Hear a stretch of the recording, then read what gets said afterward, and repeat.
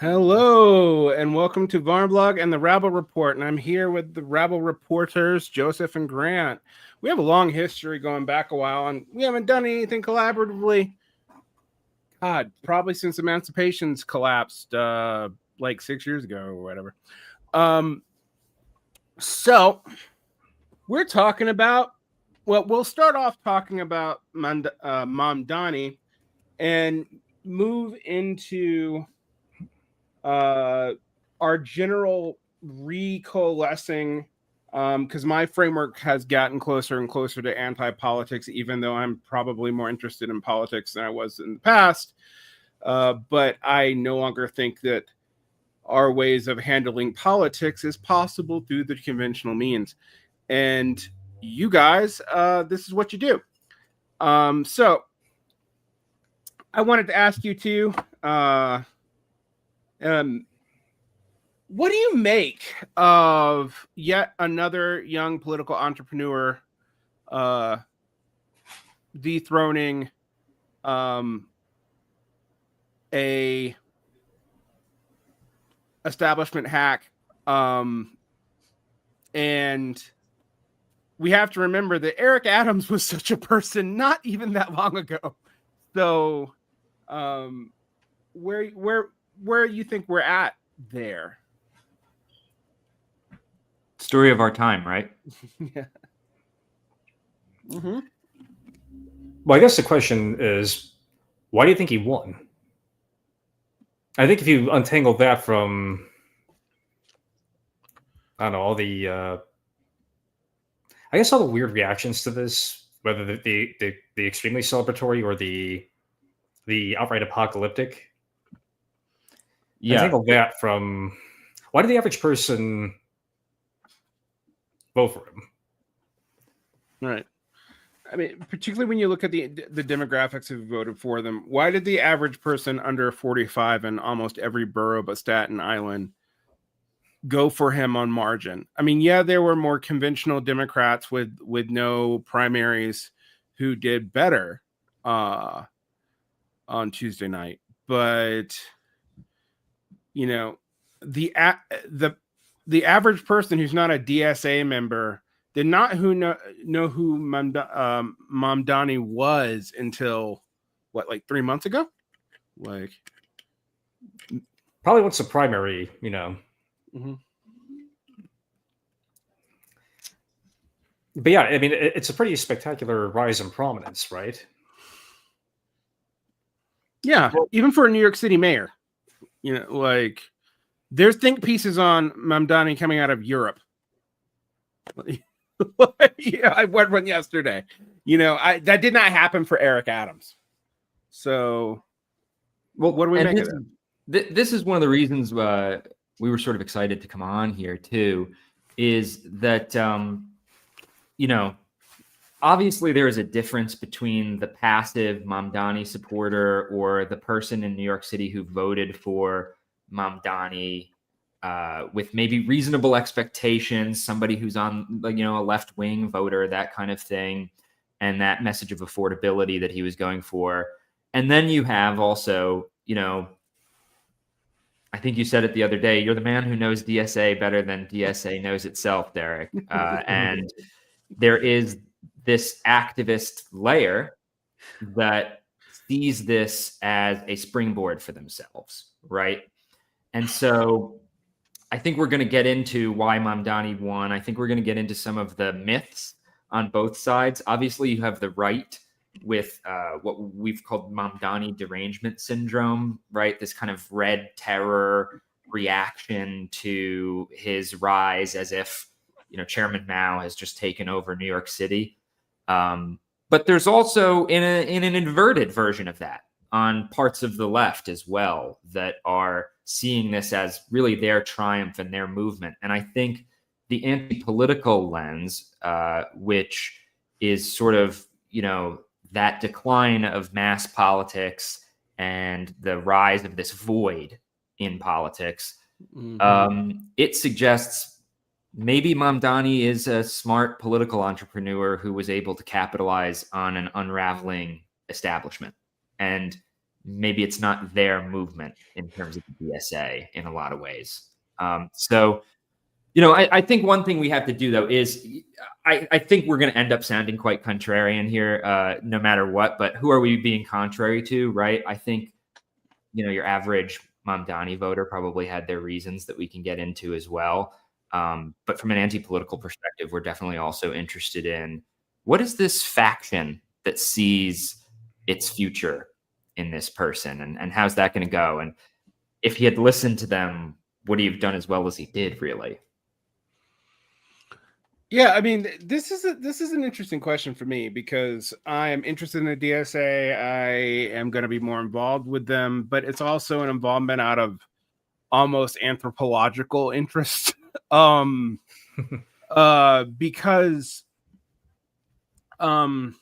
I've been challenging them on the scalability of any of their wins. And I've talked about how they've had to de-endorse electeds. I've talked about the fact that their union campaigns are sometimes regionally successful, but they don't translate to anything nationally. Like they don't move the national board at all. The net union density is still declining at the same rate than it has been. It doesn't matter how much people are salting Amazon and Starbucks.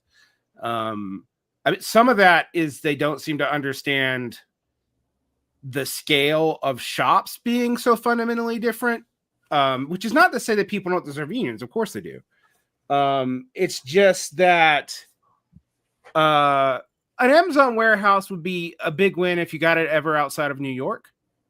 And but a Starbucks shop, that's what, between 15 and 30 people per shop, and each one of them has their own union, or the city has its own union depending on the local laws, and they can't even seem to get full contracts done after many years.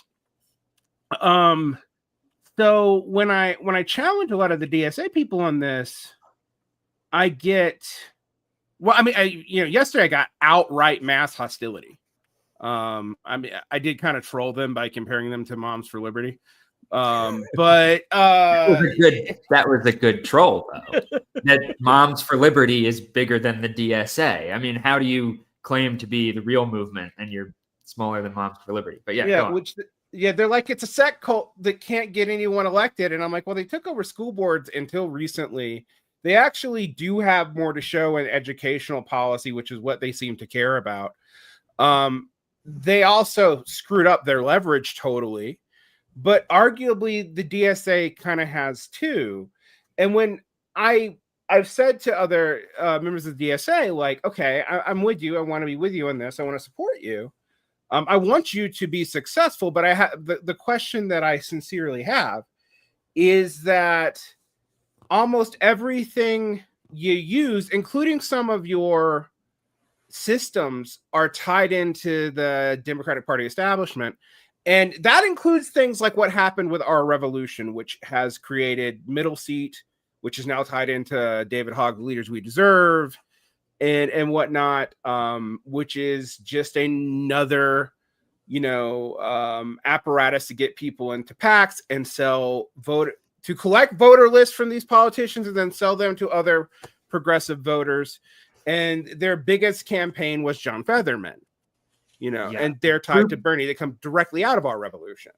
Groups people have never heard of that send you too many text messages. Correct. So,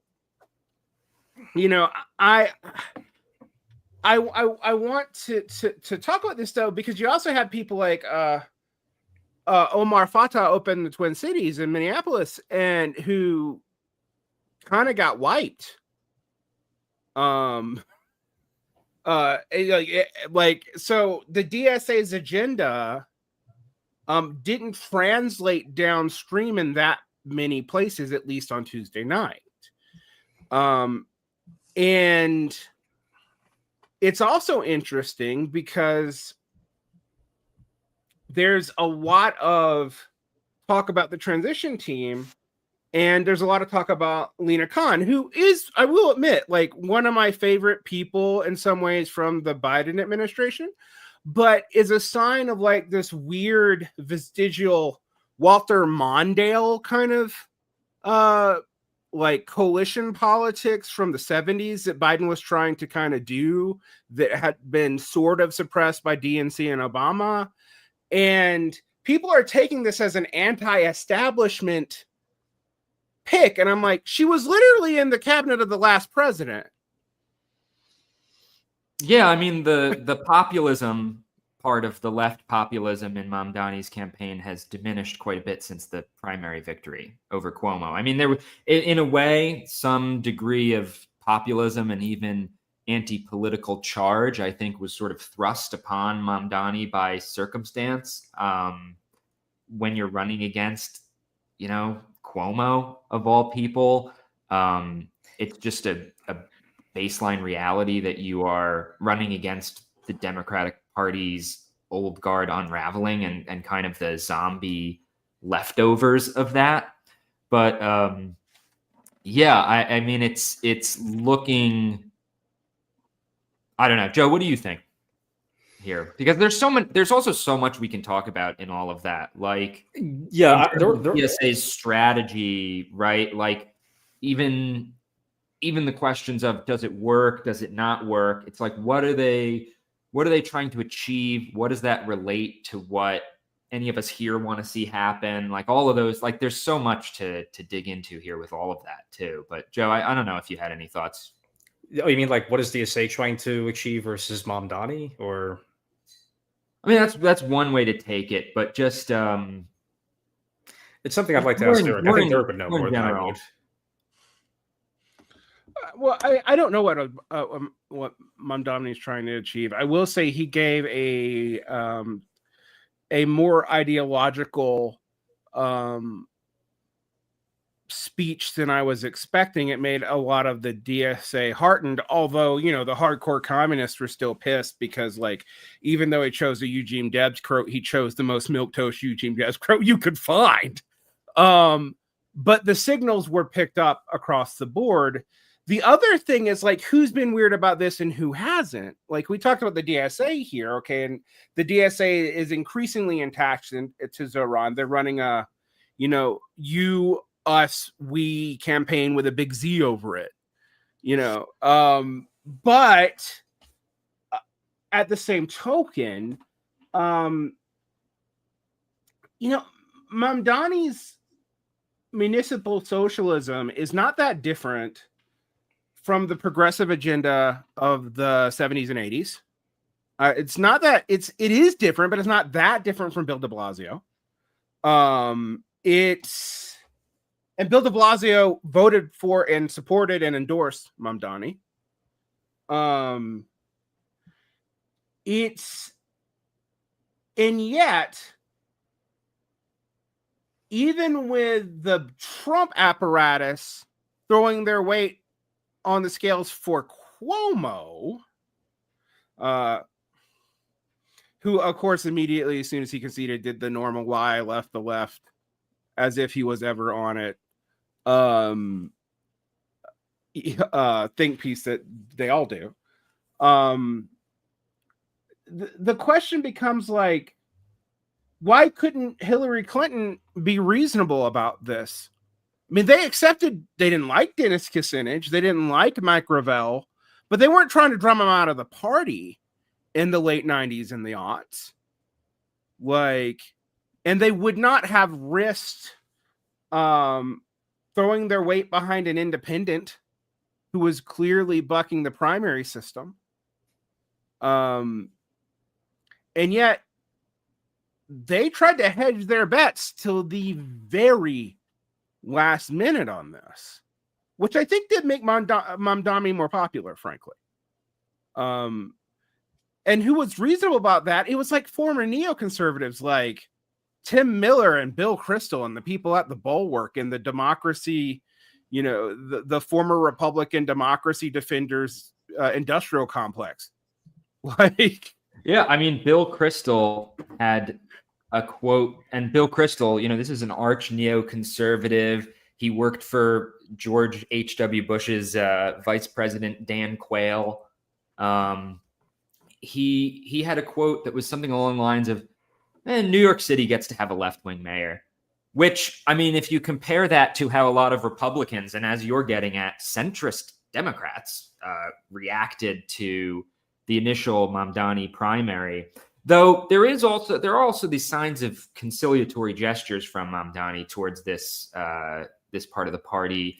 There's that contested rumor that he did something for Hakeem Jeffries, that like the because there was going to be a challenger to Hakeem Jeffries. I think I don't know what's going on with that actually, but Mamdani was trying to pull strings to, or try to sort of conciliate and be like, hey, don't run against Jeffries. That's the leader of the Democrats in the House right now.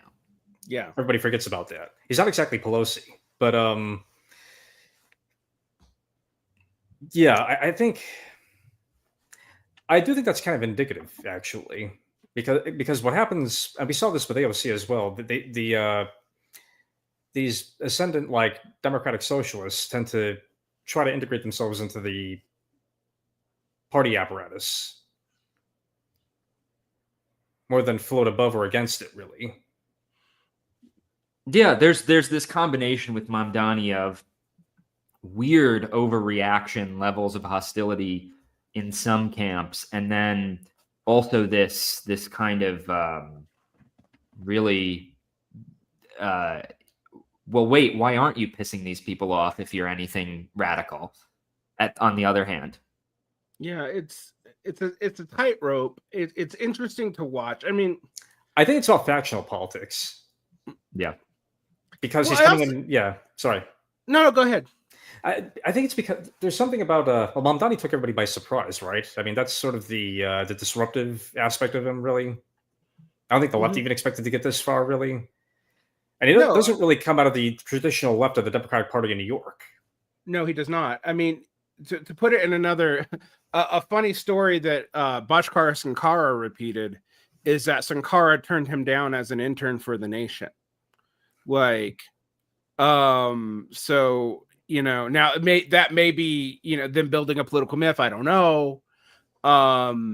But it came out of the horse's mouth there. But, actually, there's two events about the kind of factional politics of the Democratic Party that I think people miss, because a lot of people think that there's a big, like, DNC, I don't know, Hydra squid that runs everything. And to some degree, I don't think that's completely false, but it's kind of misleading, because a lot of the different factions of the centrist also hate each other. One of the things about politicians is I think people do not know how much they actually probably hate each other most of the time. And Obama's stance on this is interesting, and so was admittedly, it was one NYDSA person. I'm not saying they represent the vast opinions of the DSA, but it was one of the things that shocked me about the delusion levels of this. Like, I'm not sad about Mamdani won. I mean, like, fuck Andrew Cuomo, but that's why. Like, yeah, that's that's why most of New York voted for him, really. Right. I don't want sex past grandma killer. Allegedly, kind of, to be a mayor, but it's interesting because Barack Obama has made a couple of phone calls to Mamdani, and there's at least a small faction of the New York DSA that took this as Obama bending the knee to the DSA. And I literally laughed out loud. Whatever you want to tell yourself, guys. Help you sleep at night. Because I'm like, I think people only remember Obama as withered, we're beginning to turn against him, Obama.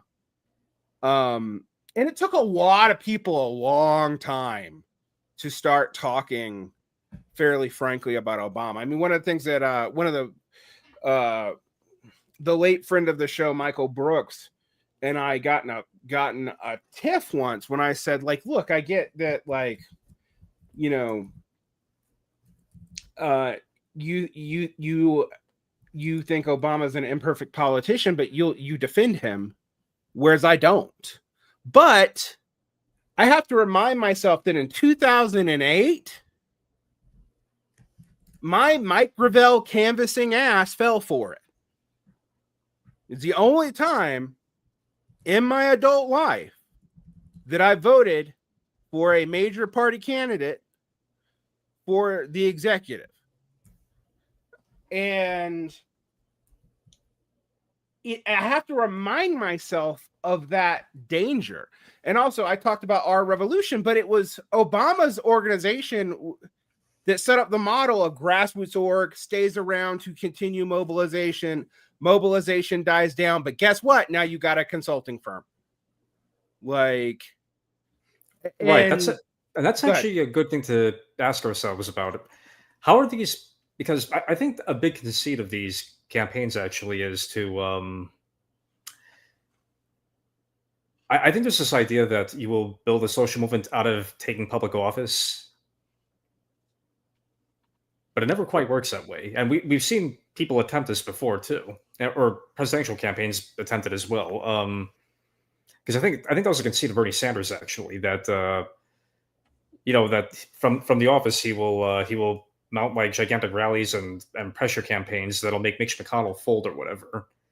I think Mamdani's hinted at setting up something like this too, actually, while he's in office, or if it hasn't been set up already. But right, you've got these political actors who don't have a mass social base, and I mean, maybe look, there's a little bit of a historical memory necessary here, like maybe they can turn out some big rallies or something like that, or within our kind of current context. But we're talking about, certain politicians were able to ram things through in the past because of their ability to mobilize like mass social groups in society on a scale that none of this even comes close to touching. And so and so there is like obviously a gridlock and a stagnancy. And so they make this kind of promise like, well, we'll build the social movement out of being in office. And that's how we're going to get past these kind of frozen barriers and that sort of thing. Well, that was always my critique of St. Bernie, is that what I was being sold felt circular to me. Like, I need a workers' movement to put Bernie in power so he can change the situation so that the workers' movement he needs to exist to get elected would then exist. But he can't do that unless he's already not just elected, but has a strong contingency of the Democratic Party behind him enough to make policy and not be a lame duck president. And I was like, that's almost perfectly circular. And the other thing that I've said, and this is unfortunately the sign of a successful politics, particularly this day and age, but there's been all this talk of elite capture. Freddie DeBoer wrote a book about elite capture of the social justice movement. Afume Otaira wrote a book about elite capture of identity politics, which I think was a little bit more, a little bit too self-flattering about some of the nature of that. But I've been really noticing and talking about seeing more and more people on the train of Sandersism, as Sandersism is no longer as much of a socially viable project.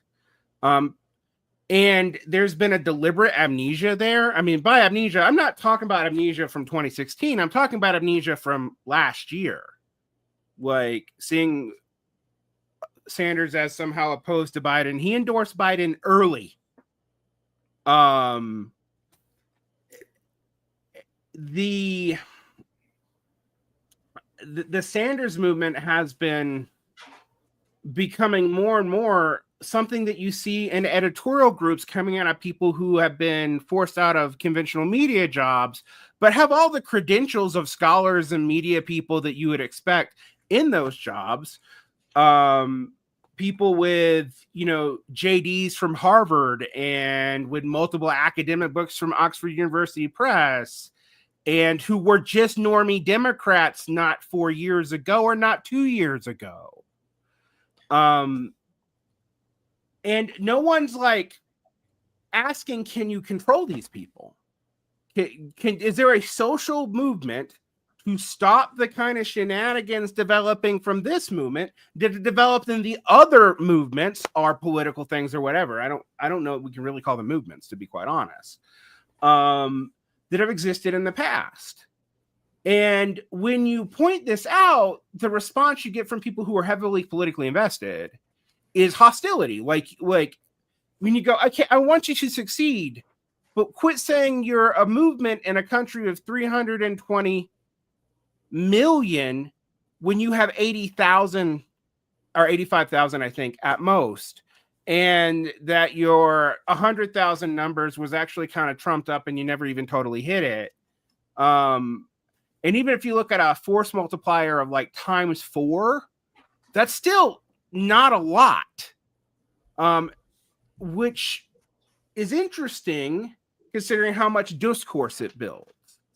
And I think that's this weird sort of moment, because if you and I look at like what we see as political movements today, if you see something like mass politics, it's more, believe it or not, it was an EndNotes essay that I saw this in. They called it anti-movement movements or whatever. It was more anti-mass politics. Like you see attacks on the political concepts itself. And it's very hard to be pushing an agenda that is based on state capacity while you literally see that state capacity fall apart in front of your eyes, undeniably. Actually, I want to,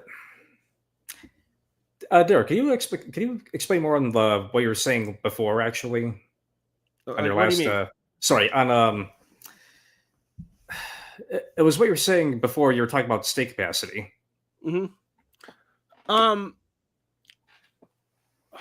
Anti-movement movements. The anti-movement movements of state capacity. So anti-movement movements are things like what we've seen, things that are organic, that are not like, I don't know, no King's rallies with Walmart heiresses helping get the money, with very limited time frames and all that.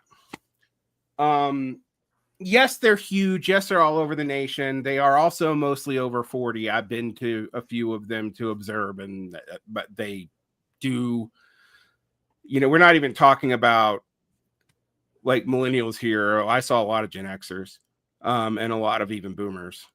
Now, I'm not saying that's good or bad.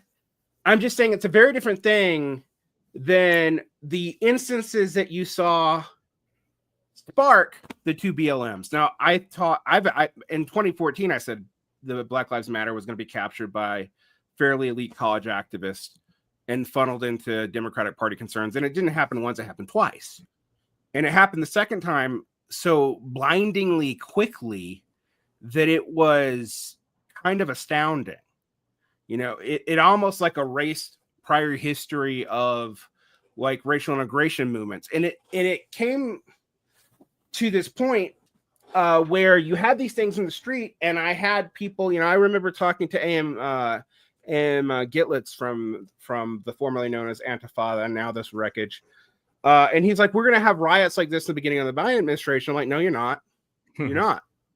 You're not going to do that. And the reason why you're not going to do it is because this politics has already been recuperated. Totally recuperated.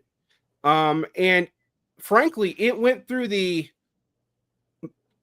anti-movement movement to establishment thing to grift. And I don't throw grift around, incredibly quickly after Floyd.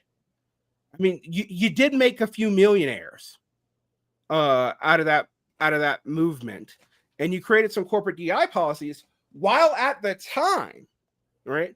They were focused on things like college enrollment.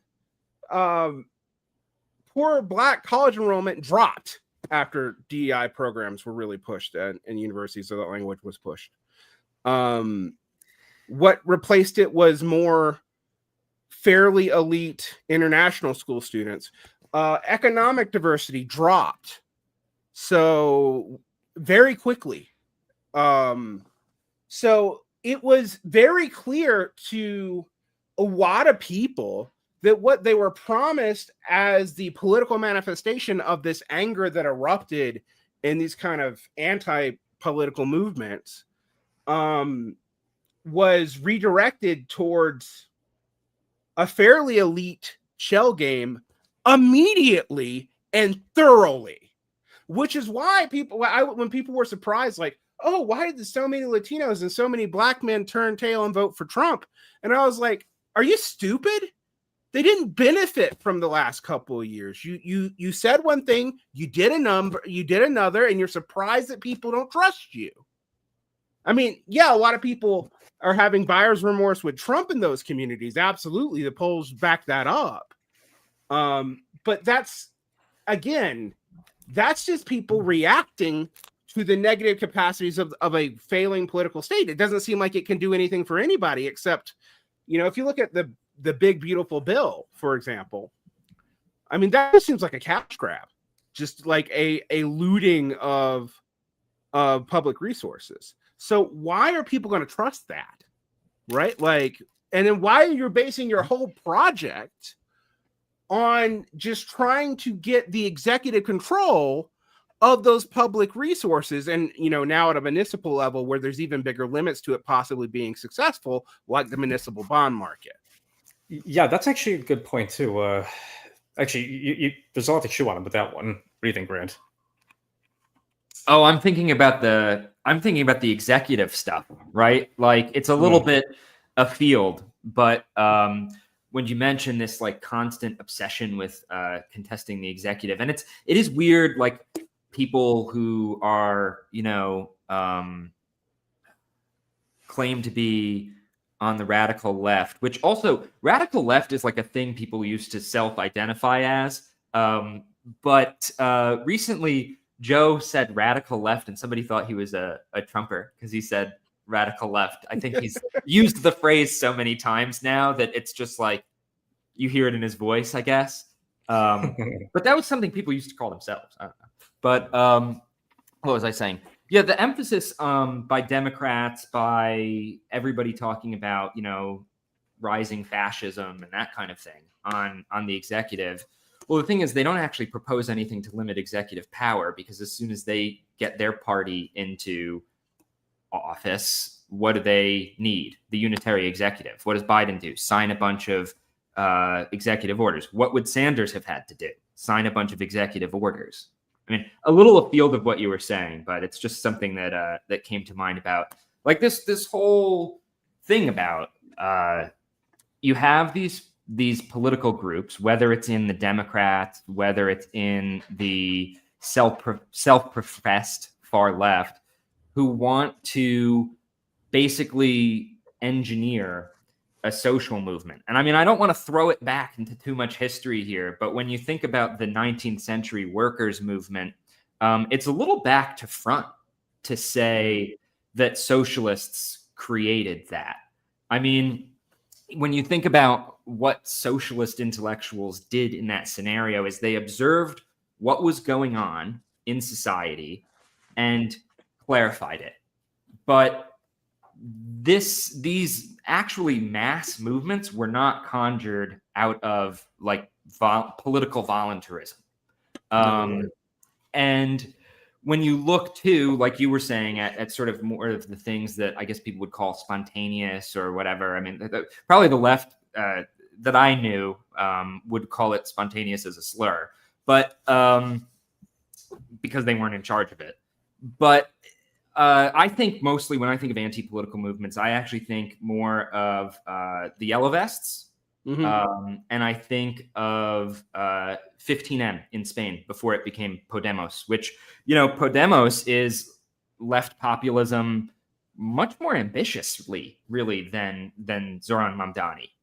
And that's one of the things, too. Mamdani I mean, a lot of the things we're saying about there not being a movement, maybe DSAers would say, well, we just elected Mamdani. Why would at this moment you say there's not a movement? But we just did an episode on our show with our friend Tad about the declining horizons of left populism through the 2010s. I mean, it starts at Syriza, and that's kind of the high point. I mean, it doesn't really, or Podemos, right? Yeah, Podemos and Syriza, and then Corbyn and Labor, which is already a waning. Right, and Corbyn is even vaguely in terms of populism, right? Mm-hmm. I mean, it's definitely political entrepreneurship taking advantage of the void and the political establishment unraveling. But it's and then Sanders 2016, right, has a much more anti-political dimension than Sanders 2020, right? Sanders 2020 is like this factional figure within the Democratic Party by that point. So I mean, I don't know, I know I'm a little scattershot here, right? But we're bringing up so many different topics that, let me focus me on particular. I guess too, though, when you think about it as a movement, class isn't really a clear indicator in terms of voting for this election. It's empirically, it's just not for them to claim the workers' movement put Mamdani into office. I mean, he had a very grandiose speech where, like you said, he's quoting Eugene Debs, but Eugene Debs earned those words working for a workers' movement that Eugene Debs didn't see himself as the leader of that workers' movement either. And not initially, anyway. Yeah. Go ahead. It's that transformational, grandiose tone that the Mamdani victory speech had. I mean, but Joe, please go on. Well, I mean, I guess that is kind of self-evident, though. I mean, what I will say is, you got an extremely high turnout for a New York mayoral race. And it's I would even say it's to his advantage of him as a retail politician and figure that he had so much opposition because this, Cuomo lost with a higher vote count than the last three winners of the New York mayoral election. Seriously. And I do think part of it's Cuomo hatred, but part of it is Mamdani able to channel that Cuomo hatred into something, and then send the voters out. Now, on who supported Mamdani, the largest supporting group in percentages, I think, was Black men as far as per capita, but the largest absolute numbers is white women. And the biggest two dividers was wealth, not income, which ties to age, not role of production. And I'll tell you one of the things that I've been furious with the DSA is the DSA is very scattershot on what it calls class in a similar way to the way right-wing populists who are clearly trying to take advantage of you are scattershot on the way they call class. So, oyster farmers from Maine who own their own business and come from elite school backgrounds and have not had a wage earning job outside of the military, all of a sudden are being framed in Jacobin magazine as working class. And the people critiquing said oyster farmer for a stupid tattoo and signs of fecklessness as PMC. There's no evidence that ties that those things have anything to do about what's going on in Maine. And if anything, it seemed like there was a coordinated last-ditch effort to get volunteers and money into the Maine senatorial election by both sides, because this is not really the normal thing that would make the national news. Whereas Mamdani is a different figure than that, but how long can he stay that way? There's two real limitations to ask yourself. One, people are asking me what I mean by bonds. There are two ways that a city can raise revenue. Cities do not have currency sovereignty. They cannot print money themselves out of a financial problem. They are necessarily limited to revenues that they take in from two things: municipal bonds, which is debt, and taxes. Who owns most municipal bonds? Businesses. All right. Almost every progressive mayor I can think of after the 1950s has met a hard wall on funding from the municipal bond market or from capital flight from taxation. And New York is already a high tax market. Mamdani probably knows he can't raise that many taxes there. Good luck trying to get any kind of city council or legislator to support some kind of, I mean, he would need legislative help to get this money anyway from upstate. But yeah, you know, everyone compares him to LaGuardia, but we can talk about LaGuardia because LaGuardia had Big Daddy FDR bucks. Right. And it's interesting too, because I've seen like people complain about or not complain about this actually, but in the New York Times, there was a recent article about how he won, and it talks about him even sort of modulating his pitch towards skittish business leaders by saying he'll look for other revenue funds other than the tax hike. But when I mentioned this to some pro Mamdani people, I know it's odd the reaction where just like, no, he just said that once. He would never actually do that. He's a very committed socialist, and I found that was actually a very odd assertion to me too, actually, because it's very obvious that Mamdani had to step away from being a left ideologue to get as far as he has. Right. He's had to not be who he was, 5 years ago or even earlier, which, I mean, I'm not even, to me, I actually direct more criticism or skepticism or however. I mean, I try to remain analytically neutral, but, I'm really, a lot of the cynicism is in the supporters who try to have their cake and eat it too, with him being like a radical. I think he ran a clever campaign and did what he had to do to win it. And, probably if he listened to certain people on the left more, he would have had a harder time winning. But, Joe, I think you were also going to bring up like past New York City. I know both of you have been thinking lately about past New York City mayors. From Derek has brought up Dinkins, and then Joe, you've brought up LaGuardia, right? Like the federal funding element of this. If you want to explain your thoughts on that. Well, especially with Trump as the context, right? Right. Well, LaGuardia, who was basically the mayor under the New Deal, he ran into serious problems like in his last term because, funding dried up because of the war. But it's not that he didn't accomplish a lot as mayor, but it relied very heavily on having a close ally as president. You can see the problems now with Mamdani, actually, when you think of it that way, because who is president? Right. And it's like he's sort of, if he runs it, he's in kind of a catch-22, because if he runs into problems in terms of being able to accomplish things for affordability in New York, then how do you maintain authority in the current Democratic Party? Is fight Trump, right? But if you're fighting Trump, how does that affect your ability to work on affordability in New York City? Right. Well, here's the thing too, though. Can he avoid fighting Trump? Yeah, I don't know. I mean, Trump actually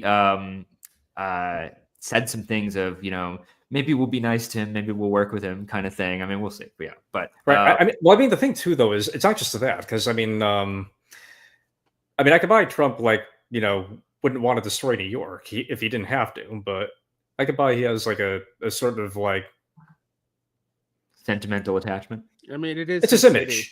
Yeah, it's his city. He's probably territorial over it. That's probably what it is. Yeah. But I think the problem is that like, can Mamdani really afford being conciliatory at all? I mean, that's a great question. I mean, how would not just the DSA, but even how would like normie Democrats react to that?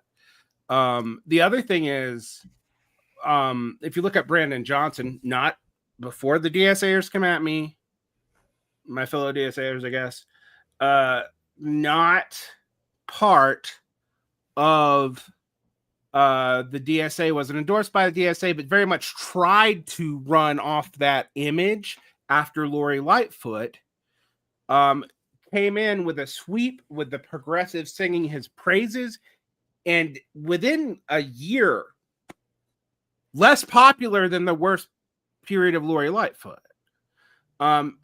Variety of reasons for that, but I mean, a big one is he can't deliver. He can't deliver because he doesn't have the city council on his side. The bond market's going to say no. He can't really tax it out. What is he going to do? But the one thing that has raised both his popularity locally and his profile is ICE attacking Chicago. Like, yeah, I mean, there's that question of do Mamdani and Trump kind of work together as natural foils? You know, like is that actually politically convenient to both of them? I don't have an answer to that, but I think it would have to be really. I can't avoid. Actually, yeah, no, I don't know how you could avoid doing this. I mean, if we look at Mark Carney in Canada, he's getting tons of pushback from the progressives and the Liberal coalition already, because having to make realpolitik concessions to Trump because, you know, there's literal economic limits to Canadian nationalism. And people have said that Carney's a disaster now. And I've been like, but what did you expect? Like you were unhappy with the party. Trump attacked him. It brought up Canadian nationalism, whose primary distinguishing factor is not the U.S. Like literally, if you want, like even Canadian right wingers, they have fantasies about when we're going to go take their water and how they're going to stand bravely against us. Like, I know I'm for part of my life as a dual citizen. I heard this in the 90s. The point I'm making is that only works for so long, but it does inject you with a temporary, brief, like heroic stature that you just like promising on affordability in most cities. Well, you know, and some of these go ahead. Fails. Go ahead. No, it just fails. Go ahead. Some of these things also aren't really contradictions if you're just a person in New York City who voted for Mamdani to say, I don't like the Democratic establishment. I don't like Cuomo. I hope he makes rent cheaper.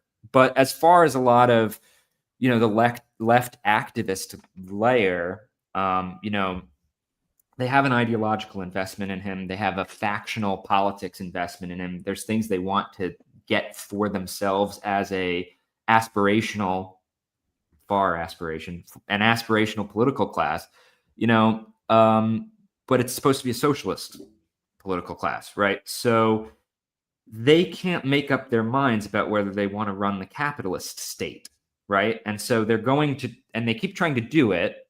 And then there's a lot of problems that come up when you try to do that, or compromises you have to make, or those sorts of things. So it's sort of, and especially too, Derek, I think you were getting at this earlier, we're living in such a era of hostility to politics and such an era of like mistrust of the state and institutions that it's quite a ship to tie yourself to as well. All right. The thing is that people right now, I mean, even today, what are we getting right now is like, we're watching the priorly super injected, all powerful steam world. We have the authority of the state. Conservatives already start to flake out over what, like getting their ass handed to them in a counter-systemic off year election season, where also the observational and objective facts right now is that the trends in the country actually favor freaky candidates and liberals on off-year elections, a reverse of the 20th century and the first decade of the 21st, but seems to be the new normal now because of, one, baby boomers dying. They're just getting fucking old, people. And two, the weird politics around education. And this is also something that maddens me because people talk about like the educating PMC, but then you're like, well, yeah, but if you're talking about anyone under 45 or over 25, it's 45% of the population. Now, if you go up or down, it was easier to achieve wealth without high levels of formal education up. And I mean, there was a brief influx of wealth into Zoomers about 3 years ago compared to millennials, but that's already over and they'll probably never own anything ever. But also they're a tiny generation. So it's these political dynamics don't map on to what people are trying to say they map on to. This was also true with Corbyn. I remember pointing out with Corbyn in ways that really made people upset when I said, look, there is a tie to wealth, but the most predictive thing about whether or not you are a Corbyn supporter in Labor or a Corbyn supporter in the general, when they tried to take the government and failed with more support than Keir Starmer took it with, is age. Age was the number one predictor, and then whether or not you lived in the area around London. So it was a metropole youth phenomenon, and by youth we mean people under 45 because like people live a lot longer now, but it's what it is. We're not talking about people under 25 because they don't turn out to vote in mass amounts, although they turn out more than in the past. So that's interesting, I find though, this, isn't it? Huh? Well, I mean, why did that happen? Is my question. Because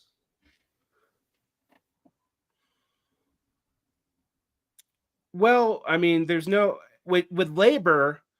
New Labor did come out of the fact that, I mean, even the British unions, which are more powerful than ours, but have been losing power for a long time.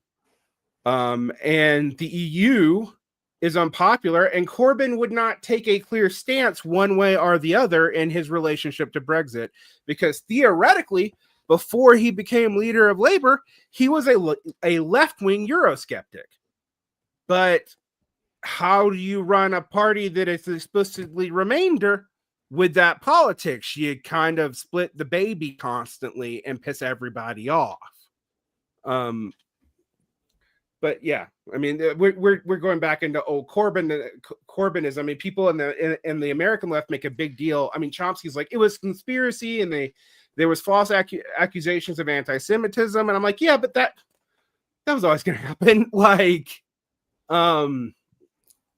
but it wasn't really a conspiracy. Like, that's not, like, there was a real frustration with what Labor was not doing. And the only reason Labor won under Keir Starmer is people got fucking pissed off at the conservatives. Like, if that's why Keir Starmer won, was able to establish a government with less support than when Corbyn lost with. But anyway. Well, that does also show when they have these kind of, well, whether it's kind of an astroturfed feeling, no King's protest that technically has massive numbers on paper, or you have, these movements, I'll put movements in quote, that orient around electing somebody, and then they're going to use the bully pulpit, to create a bigger socialist movement. Well, Corbyn injected all these people into the Labour Party. What did it amount to? It wasn't enough. Right. I mean, go back to Podemos and Syriza and left populism. In environments where parliamentary systems are more favorable than anything in the United States, with histories of stronger lefts than we have, that won full, complete governments and crashed and burned. I mean, yes, you have Yanis Varoufakis talking about the great betrayal of Syriza, but the thing is, would they have been able to actually build up an industrial capacity fast enough to float their own currency as a smallish state that could be strategically shut out of trade with parts of the EU? Now, there are a lot of people who still say, well, the austerity imposed under the Troika was so bad after they'd made that threat that they should have just gone ahead and done it. And I might even agree with them. But the thing is, that means there was no way for them to win.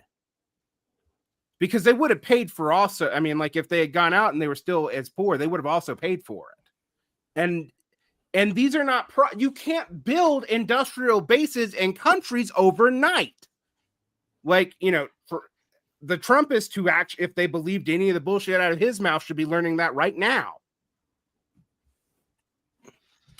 I see somebody, do you mind if I jump into a comment that I see from the live stream? I think somebody said, I don't know. I think there's an opening right now for something. People are more mad than they've been in my lifetime. Just my opinion. I'm not sure if that's referencing, because I've been in the conversation, so I haven't been able to follow the comments or what have you. Maybe that's part of a larger conversation. I don't think people are mad. We agree. Assuming that's a response to the things we're saying, right? Like I wouldn't disagree that that there are openings, right? That the decline of mass politics, this opening up of the void, that there have been these kind of openings. I think if you think about it politically, there's interesting questions about, okay, so why has right-wing populism been more successful than left-wing populism in terms of exploiting some of these, in terms of political entrepreneurs, right? Why has that been more successful in general? But I also think, right, like when people think about opportunities, I think oftentimes they're thinking about it in a very old way, like wanting to bring the 20th century or even the 19th century and how that all looked back from that. But like, to go back to an earlier point I started making about what's going on right now, what era are we actually living through, right? We're seeing the end of the kind of political party cartels of the post-World War II political order. We're seeing the rise, really the return of anti-politics. And what does that open up in the future? I think probably some pretty interesting things potentially. But if your reaction is just this kind of rabid political opportunism to try and claw something like the old politics back, I don't think that's comes from studying society or how capitalism's contradictions are coming out right now. I think that's I think that like stuff like what left populism even is trying to do is entrepreneurial. I think a lot of the far left is more interested in representing the working class than the self-representation of the working class. And I'm not even sure that this stuff today looks like the 19th century workers movement when it does come back, right? That's the thing too. It'll like the people with the actual agency over history in that sense are going to be the ones who choose what it looks like. Right. I mean, and we have to make decisions about, do we stand with it? I think that's more. So there's a couple of things that we have to deal with. One, when it comes to regulations, there's actually less regulations for things coming out of, like, I don't mean like health regulations, environmental regulations, but like just the amount of foresight to, like, I don't know, work with the government and do a business at the state level in China than the United States or Europe. Like, so a nominally communist country has less business regulations than we do, even though they have more control over those businesses. The other thing that I think about when we talk about this is, my friends, most people who are proletarians, i.e. wage earners, aren't in productive roles because they've been largely automated. I talk a lot about this, but the organic capacity of capital is very high right now, meaning there's a ton of fixed capital. And I'm going to speak now in normal terms. There's a lot of tech. That means you need less people to make money to do a job. Now that lowers profit rates, but you can still get high revenues from it. And that means that the power of the workers, like, someone was telling me, let's all go on general strike. I'm like, okay, you general strike at every retail place across the country, would it bring down U.S. capital? No, because 90% of even consumer spending right now is in the top 10% bracket of income. Like, you are not relevant to the majority of capital, either in production or in consumption. We've never existed under those conditions before. We have no idea what it means or if it's even sustainable. I don't know that it is, but that is where we are right now.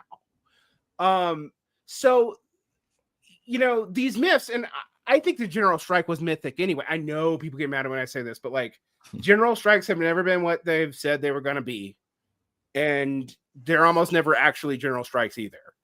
But beyond all that, I mean, I guess we could talk about Weimar, but that's such a rabbit hole. I won't go there. Right. I mean, beyond all that, then you also have the fact that these institutions are fragmented and piecemeal. They're public-private. They're easily corruptible. They're easy to get people into bureaucratic niches and squeeze. And the general public knows that. And then the third thing is that you have to address is, like, you guys can tell me all the time that like we win, we get people elected. But if you ask people that I live with in Utah, all right, why they don't trust politicians or why they vote right wing, I have gotten people just told me flat out, oh, we like a lot of the progressive stuff, but they never do it. So I just don't trust them. And my church likes this guy, so why not vote that way? Or this will help my local business, so why not vote that way? Or I don't vote. You know, and what we've seen is we've had more and more voter mobilization. I mean, like people complain about, oh, so many people in the US don't vote. More people vote now than they've ever voted. And it doesn't look the way people have assumed it was going to look. I mean, it still slightly favors Democrats, but like there is this assumption that it would favor Democrats overwhelmingly and eternally, and and forever, and it's just not party true. Of government forever, all of that. Yeah.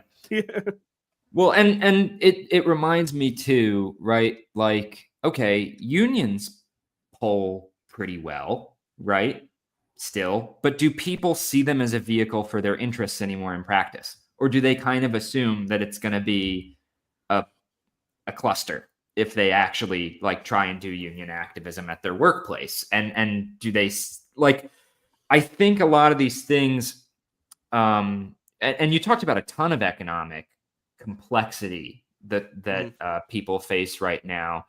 I think, and maybe this is a little, you know, our show is about anti-politics and society, right? I tend to think that anti-politics is the way that the contradictions of capitalism are being expressed in our era. In terms of like an actual antagonism, at least. Not to say there's nothing going on economically ever, but we are in a period of social quiet in that sense, right? Which doesn't mean, listen, nothing in history lasts forever, too. I think people get very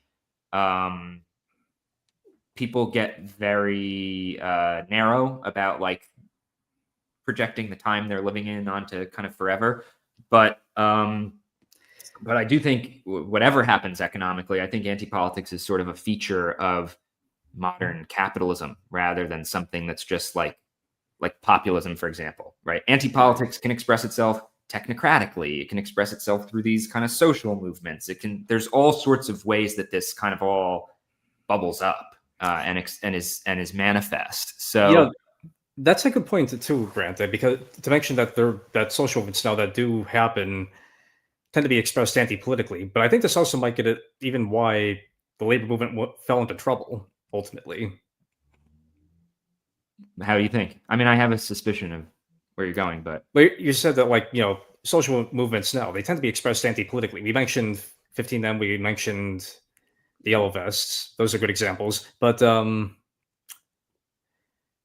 this have anything to do with why you don't have workers spontaneously organizing into unions anymore? Oh, or when they do their new unions, completely not currently existing ones, are there unions in other areas going into areas that they don't sectionally normally represent, like the UAW being desperate enough to go into TAs? Right. Like Huge emphasis on public sector unions as well on the left. right. Which isn't to say abandon those workers or anything, but I think the sense classically was that private sector unions were the bulk of things.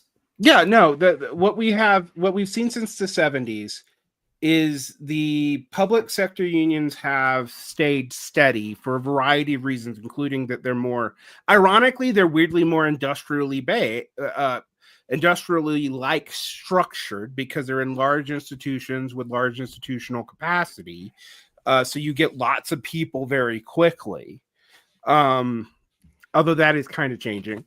But it leads to like this awkward thing that, like, for example, the two largest unions in the UAW, not in the UAW, in the AFL-CIO, are the two teachers unions and then police unions, which leftists have no idea what to do with, because there's no way the AFL-CIO is going to kick them out, since they're like the third largest sector and they're larger than probably all the private sector unions to put together.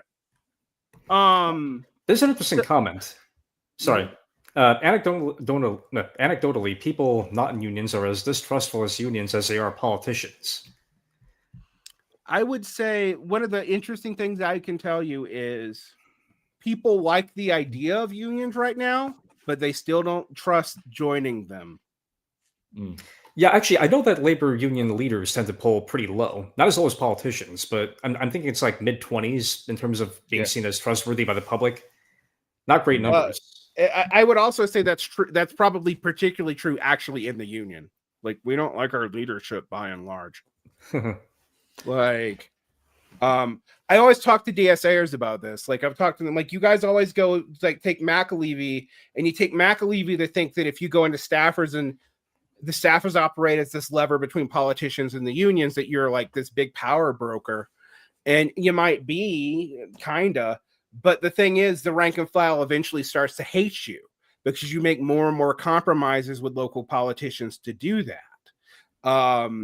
And you don't all, and by the way, staffing is the least democratic part of a union, right? Like, I can't tell in my union, there are these things called Uniserv. They both are, there are legal protection, but they're also like our lobbyists, right? Guess what? I have no control over as a rep. I'm a rep. I'm not even a rank and file member. I mean, I am a rank and file member, but I'm not just a rank and file member. I can't do anything. I have no say in who the Uniserv is. They're not presented to us. They're presented to like elected leadership who supposedly represent us, but we have to beg to get anyone to run for elected leadership. No one wants to do it. I tried to take a step back for a year as a rep and just say, I don't want to run this year. And my people begged me to do it. Like, they wouldn't let me quit. So I mean, I could, but I'd have to be like, okay, well then, well, we might not have it, like my local part of my school district might not have any representation if I don't do it. And I say that because I know how the unions work, right? Like, I'm in them. I work with organizations to coordinate between unions through worker centers. Like, I know a lot of people think I'm just a blowhard armchair on the internet, but like, I do a lot of this stuff. And it's amazing how much the union is. And also, there's structural problems with the union. They're not super democratic, even though they try to be. I mean, they're just like, my union does try to be. We vote on stuff, but there's all these capture points. There's the fact that certain, just because the way we're structured, elementary school teachers are overrepresented over high school teachers because they're smaller shops, but they get more reps. So high school teachers get pissed off about that. There's 1,000 things about actually dealing with the union that, like, if you go to Jacobin magazine, they're never going to say anything about it ever. And a lot of them are, a lot of them are in unions. They're in like the Writers Guild or the Teachers Union for colleges. You know what they do? They pay their dues. I mean, and first off, I should mention I borrowed that point I made about public-private sector unions. I took that pretty directly from the guest on our last Rabble Report episode. But broader point about unions too that I think Joe was getting at, and that what you're saying is kind of reinforcing. I think they're seen as managerial parts of capitalism, and I'm not saying that everybody in them is like, I'm not saying that everybody's going, I'm not joining a union because it's a managerial part of capitalism, but no, they're not thinking about that. I'm not saying that's like a conscious thought, but they are very baked into politics, and there is in some cases almost an HR like quality. I mean, it's better than that, but there is an HR like quality, but especially the way the big unions are now sort of so politically integrated, and we're often, it's just a... Why was the head of the AFT going to Ukraine during the Biden administration? Right. They're kind of just political figures now, which was not really... Yeah, Joe, was that something you were kind of... Yeah, I think that completely nails it down, actually. Right. And when I see Bhaskar Sankara telling me that we should hope Sean Fain runs for president of the United States. I'm like, I don't need Sean Fain to run for president of the United States. I need Sean Fain to grow the fucking UAW, which is in a field that's declining. So he should really figure out how to get into other areas of the auto industry and start figuring out how to fight union battles in franchise markets. That's really hard to do. So they haven't pursued that. Right. Like when you see what the UAW has pursued outside of the major auto industries is like not anything related to this. And the other thing it means is now that these unions aren't representing like clear sections of industry anymore, there's jurisdictional battles all the damn time. So the unions are also poaching from each other.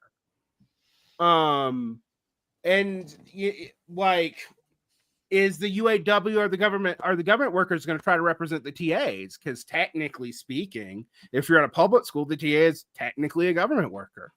In fact, in some of these areas, you have people doing pre-majority union to try to build unions up, to like get union membership, but you have different people working for different groups competing with each other.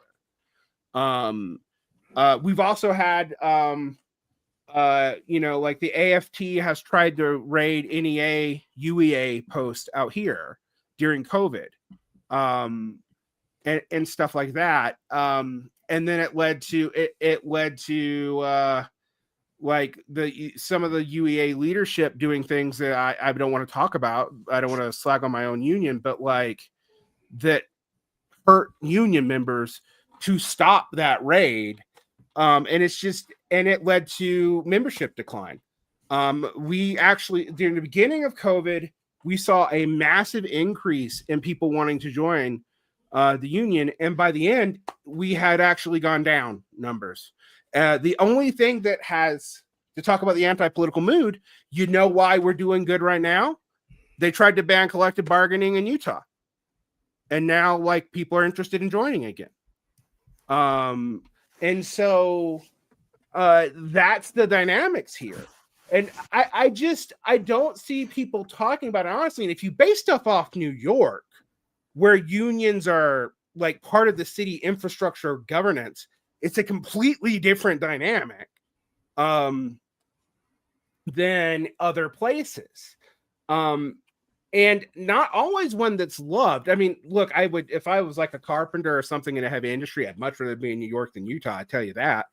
But at the same time, it's not like people necessarily love the union leadership. When people come out and say, well, it was Ronald Reagan who convinced everyone to hate the unions, the stats don't back that up. In fact, if you go back and read stuff from the Atari Democrats like Bill Bradley in the 1970s and 80s, they were actually talking about like how union leadership was getting paid out of stock dividends and stuff, and why that was going to lead them to be able to get people to go around the unions as a power broker in the Democratic Party and not be concerned with them anymore. Like, that wasn't coming from Reagan. That was coming from people studying what was going on in the unions themselves as the Mondale coalition started to die. And there's just not been an honest reckoning with this outside of people who really know the union movement. And there are people in the union movement who are really talking about this. They talk about the problems with business unions, et cetera, et cetera. But then again, it's like, okay, you talk about business unions, you're the CPUSA or the IWW, right?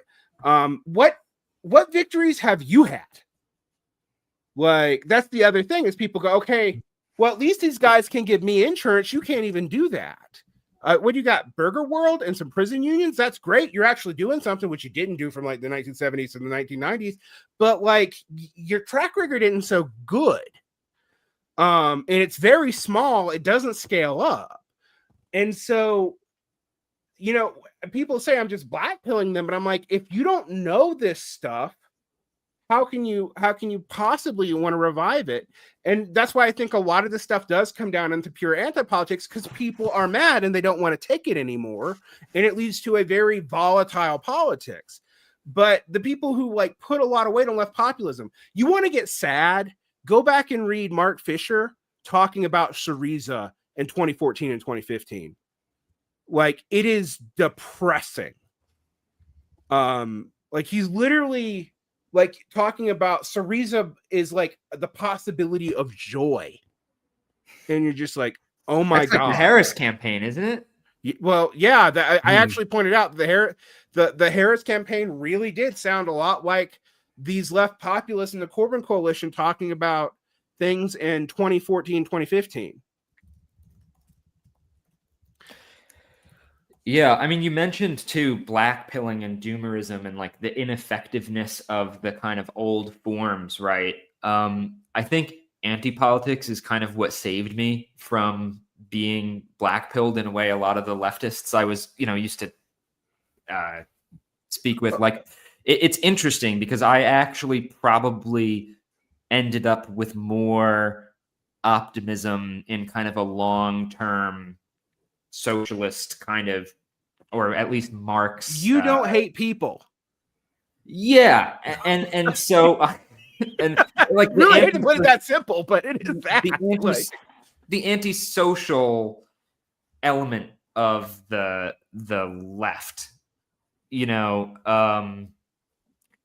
that was, I didn't really vibe with that, for lack of a better word, but I think because of anti-politics, it's like, it's not just about liking people too. It's like, I think there was a sense, what Marx called the real movement, right? Mm-hmm. Like, the like basically everybody I used to talk to, when I was more involved in the socialist left was kind of on this, like, the real movement is dead. Everything's over. Nothing is happening. What do we do? Type of black pill doomerism type of thing. And I'm like, well, actually, guys, if you like look at what's going on, there are things happening in society that you can extrapolate from, right? And they might not be the most convenient for building your pet political project, right? But that maybe that should, you could think about that and think about your role in the world and what is actually the role of a socialist intellectual anyway, and that kind of thing.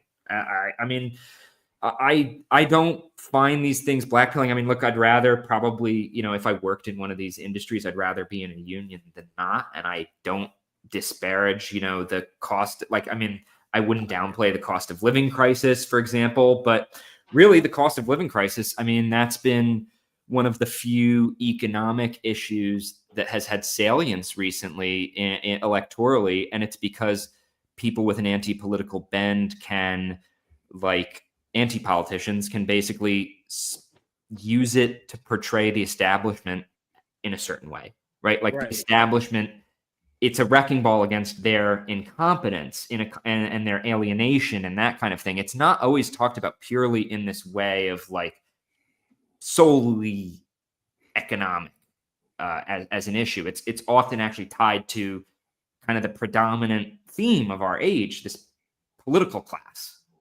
element. I don't know, Joe. Does that mirror your experience at all, or? Yeah, no, it makes perfect sense, and I think like the Mamdani campaign at its best tied the two together. Yeah, I mean, I think that's why the primary, one of the reasons the primary went so well, and I think one of the reasons he did get the freak out that he did, to the extent he did get Mamdani derangement syndrome, and I think the pathologization of the public that the Republicans were doing about Mamdani voters actually mirrored. It was almost their version of, deplorables and that kind of thing that liberals were doing 10 years ago. Mutually constitutive negative feedback or positive feedback loop, if I'm actually being scientifically correct, but about negative imagery. And this point that you guys make, one of the things that worry me when people get super into politics, particularly when they get, I've had people tell me they get into politics because they want hope and they want community. And I'm like, oh God, this is like the worst reason to ever touch anything political. You will, because people will betray you and it'll hurt. I get scared when I hear people talk about community now. But one of the things that I've told people is like, until people politicize things in a certain way, I generally think the public was going in ways that progressives more or less liked. Yeah, I mean, we used to have an idea for an article that was basically called "Is the Public Fascist?" or "Is the Public Reactionary?" or something like that. Like in the height of Trump term 1, we were thinking about this.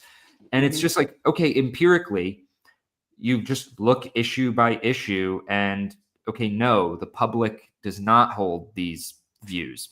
Like there's just not a basis to think of, like, and you even have these right-wing populists in Europe sometimes doing well precisely as actual, like there are polls of nationalist sentiment that show it going slightly down in some places where the right-wing populists do well. And I think that also connects to our idea that like populism is not necessarily a movement out of society. It's a political entrepreneur strategy, just like technocracy and these other things. Agreed. But that also means you actually can't pathologize the public as like reactionary, because if you are now admitting that the things that you consider reactionary, at least, are not actually a product of, I don't know, some rising social movement in the streets, paramilitary groups, Weimar Republic stuff that blatantly isn't happening. But it's very hard to get even the left, which aligns itself with social emancipation, to trust the public, in any way. There's the dimensions where they talk about anti-politics, or the dimensions where they talk about limiting the power and privilege of politics, or things like that, almost exclusively economic. They'll talk about money in politics, which is about as easy to talk about as family values for a politician nowadays, right? Like centrist Democrats talk about money in politics. But in terms of, I don't know, and these are even limited forms, right? But referendums, term limits, these kind of things, you notice left populism is not really drawn to platforms emphasizing things that would be probably pretty popular in that respect, right? Yeah. Why would they? I mean, the public voted for Trump. Exactly, that's kind of the full circle here, is because they're pathologizing the public and, oh my God, my opponent wins sometimes, it must be the evil reactionary masses. And oftentimes they have to inflate these things. Right. And I guess you can have why all these people of color are actually somehow secretly racist against themselves. Multiracial fascism and all that. Yeah. It's interesting too, though, because like you see that with the Mamdani reaction, really, but you've seen this, I think, with a lot of, you had Clinton crazies in the 90s. You had Obama derangement syndrome. You even had Bush derangement syndrome. I think we talked about that. I mean, Bush I will always say Bush was the most socially destructive president of my lifetime. But there was a kind of like Bush was going to cancel the next election type of thing. And yeah, no, you remember yeah, Hillary Roof with a whole book on it. Like, yeah. Did you know that like half of Democratic vote? I think half of Democratic voters in the mid 2000s. I forget the exact quote on this, but about half of them believed that Bush did 9/11. 9/11 truthism switched political valences in the late aughts. But yeah, it was endemic on the left. Another thing that was endemic on the left was the 2024 election. I mean, not 2024 because I'm getting old and all years are the same to me. 2004 was a stolen election. Greg Palast, journalist at the time for The Guardian, made kind of a temporary career out of that, out of promoting, basically conspiracies about diebolt machines. And that has come back. And I'm not saying that you should not be paranoid about election nearing, but like the thing is right now, you talk about an anti-political mood. Neither partisan faction in the country trusts that the elections are clean. Neither one. And there's kind of lawfare as well. There's that now. There's this mutual cycle of lawfare. You'll have Lula and Bolsonaro on a hamster wheel, putting each other in prison. Type dynamics. But I see one of the comments said, this all seriously underestimates the incoherence and flexibility of the public. I mean, I do think if we want to talk about the public under capitalism, right? Capitalist society is a market society, is a war of all against all. It's a fragmented thing, right? There's not one general will of the public. That's actually how this state civil society cleavage, this antagonism between the state and civil society emerges. This conflict of the general and the particular, that kind of thing. There's a good book about that called Marxist Critique of Politics by Gary Teeple. But there are, just empirically though, there are trends of social liberalization that we can look at. And I think there were other things we could look at as well to say we're not looking at rising fascism. I tend to think that is a mass politics phenomenon.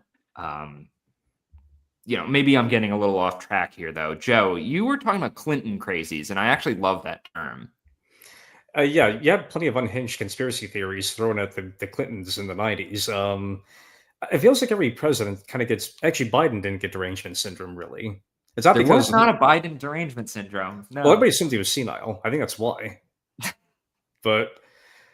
yeah, I mean, that's the thing. It's weird. I don't think the right even took him seriously enough to have derangement syndrome for him. They had derangement syndrome, but it was more generalized, like everybody in politics now. I do wonder if maybe that's just a general trend, really, that you can't read your.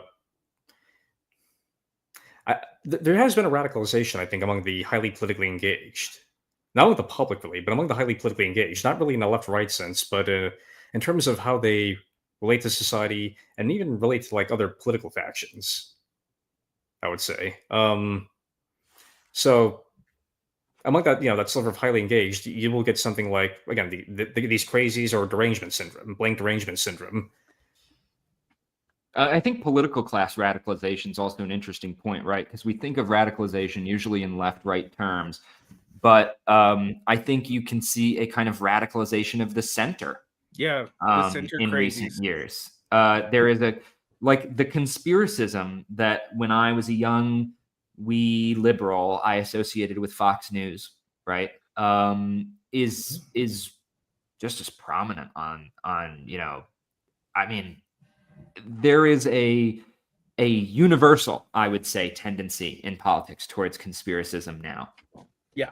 I mean, like people who listen to Rachel Maddow getting really mad about Marjorie Taylor Greene kind of does amuse me.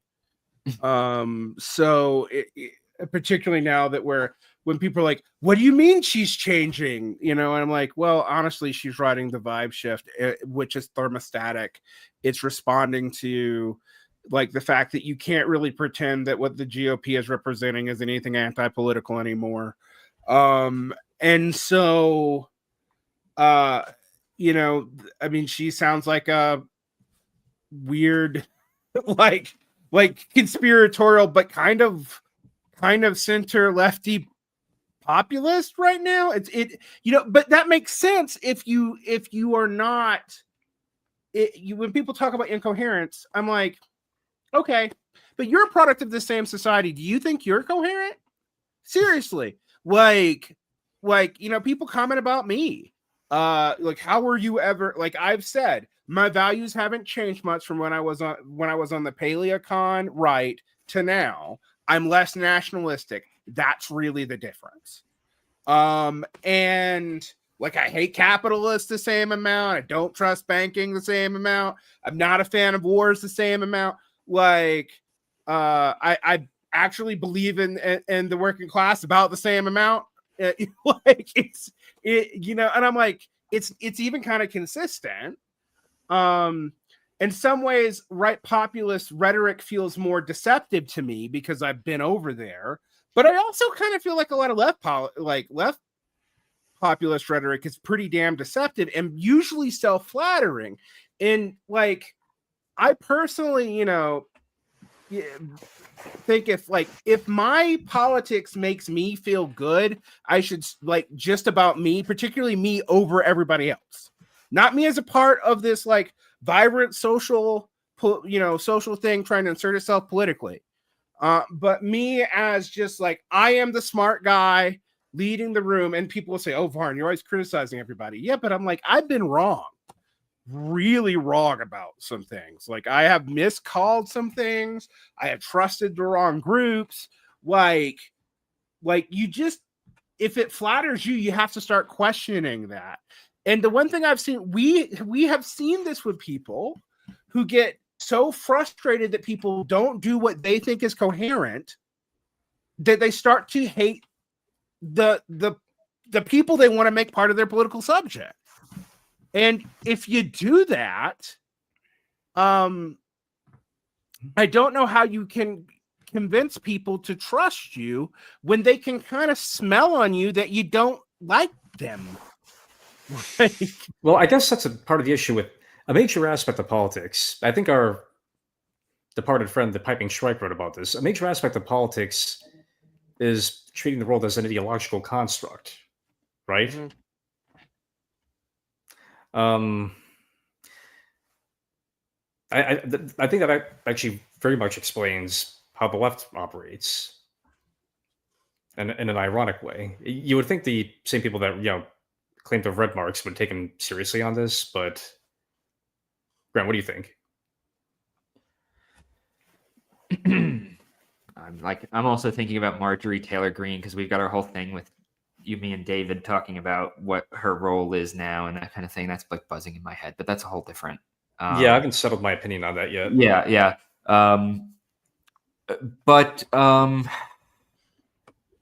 definitely think, to what Derek was saying, and what you were just saying, the antisocial quality just permeates every faction of politics now. There is just a general, like, kind of a sense of public as kind of the barbarians at the gates, right? This inscrutable kind of mystery that's very dangerous. There's, you know, from the establishment, obviously they view attacks on themselves as attacks on democracy itself at this point. Now that the populist right is in power in America, they do the same thing that the Democrats were doing. You know, you had the establishment, like, we are democracy, basically, these cartel parties that were kind of falling apart. Now you know, if you have populists in power, they are democracy. We are the better democracy, and an attack on us is an attack on democracy. So, I don't know. I think that,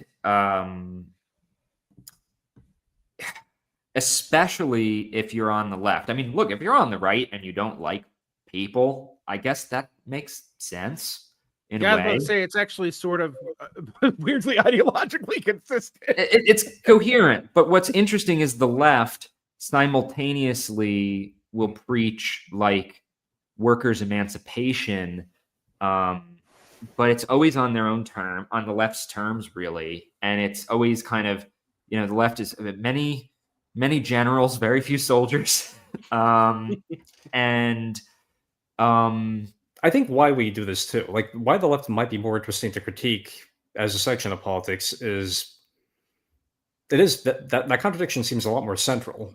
yeah, And I even mean, it consider, might like, seem right. Like I think people can bristle at the fact that we, focus more of our criticism on the left a lot of the time, but I think that's because that contradiction, like you're saying, between their stated aims of human emancipation, at the maximal, and what you see in practice is just much more, I don't know, compelling to needle.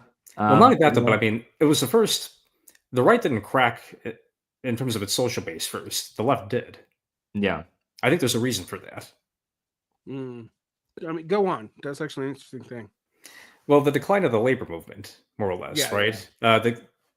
And of course, the right social base also kind of declines, as the workers' movement declines itself. The business class is far less politically united now than it used to be. Even in the 80s, you saw signs of that as well. And then you have these lingering parties. I mean, our era is much easier to understand when you admit that too, because you have these old Piping Shrike, who his work is unfortunately kind of hard to find, but we can try and get some PDFs out there or something. But he has this thing about like, okay, you have all these parties defined by labor business politics, right? And then that social conflict, I won't say goes away, but that social conflict is no longer defining of politics, let's say. And yet the parties that were implemented to represent that social conflict are all still there. And so what do? Right? And so, of course, now we're in an era of that, like we didn't move on, right? You'd think that the parties would then become defined by something else. Yeah, maybe this is a way to give a broad spectrum, much larger than Mamdani or just our critiques of the left, about what we think is going on here and how you two and I came back closer together. Because I noticed the way you guys categorize these political movements roughly line up with the way I categorize the American republics. And this is kind of how I understand it. It's partly from Michael Sandel.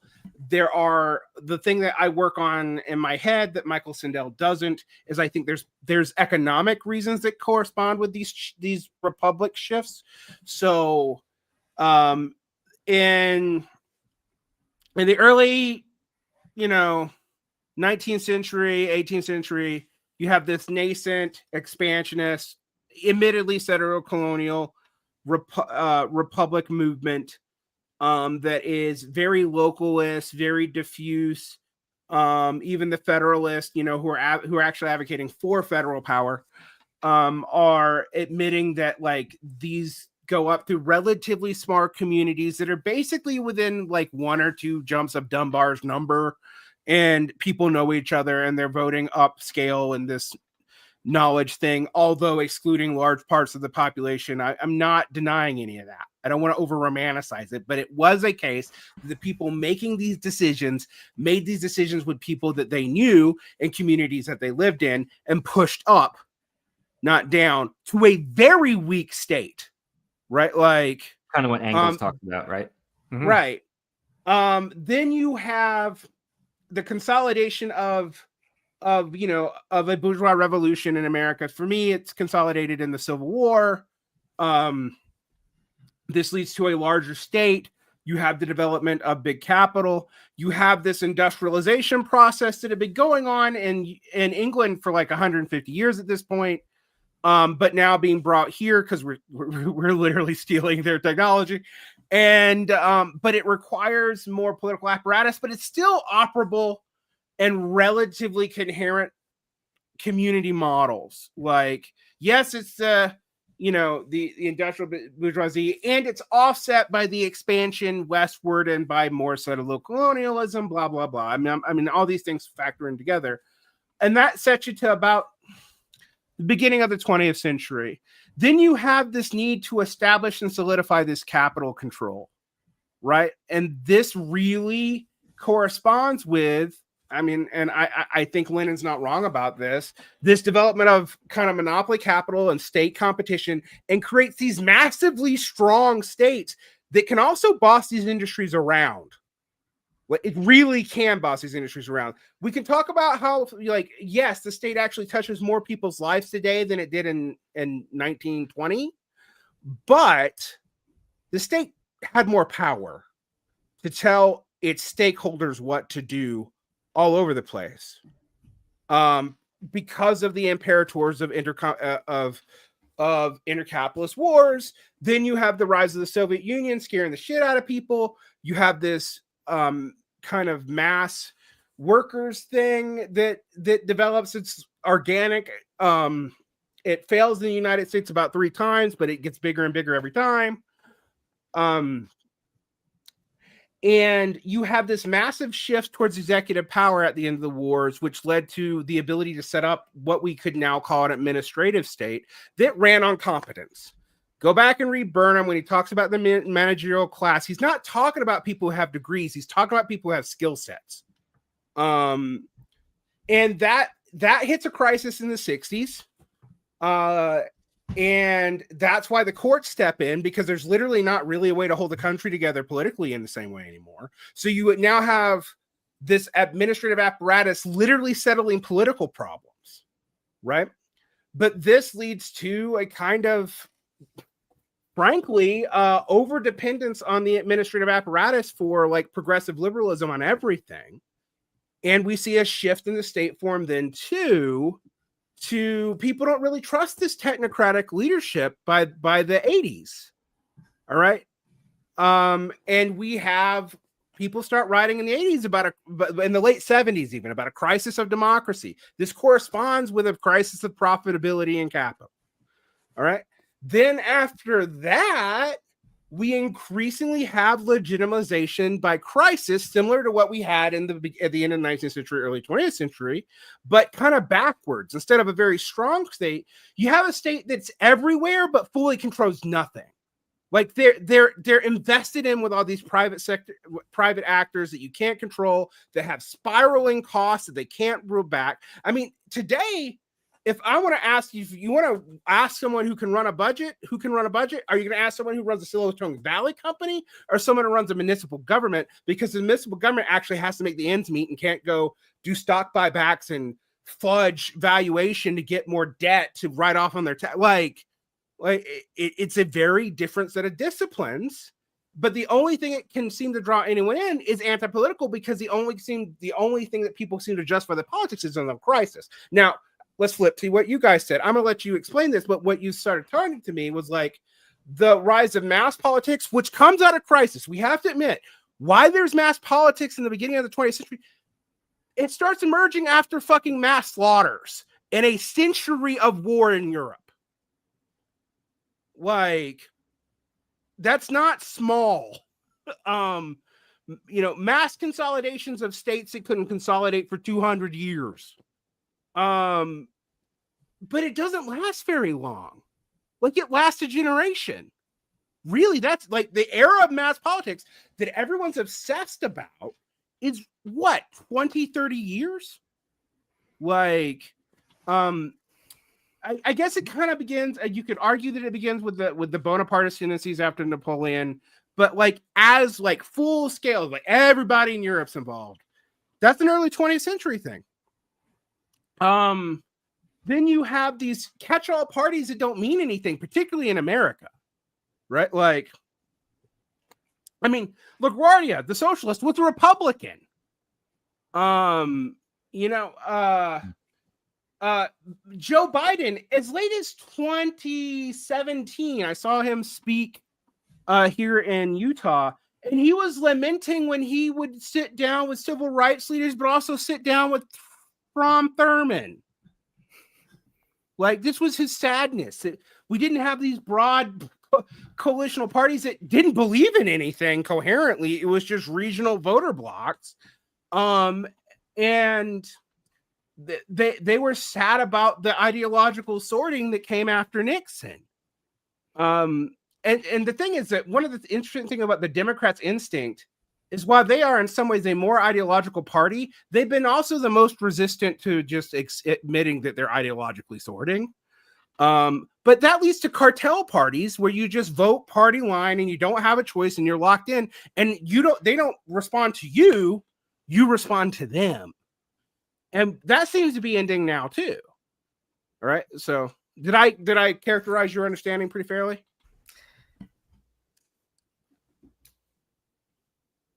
You know, I've kind of wanted to go back actually on the mass political party. But I guess maybe that is a fits and starts thing. I mean, then the American political parties, I think they've always existed outside of the classic framework that we think of with mass parties, with yeah, they're older than the European mass parties, actually. But right, and they're kind of like they're like they're very porous, like semi-state institutions, really. Like they're written for electoral.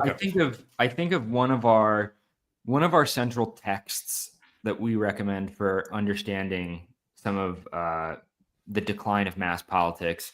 It's about Europe. Ruling the Void is about the European Union by the Irish political scientist Peter Mayer. And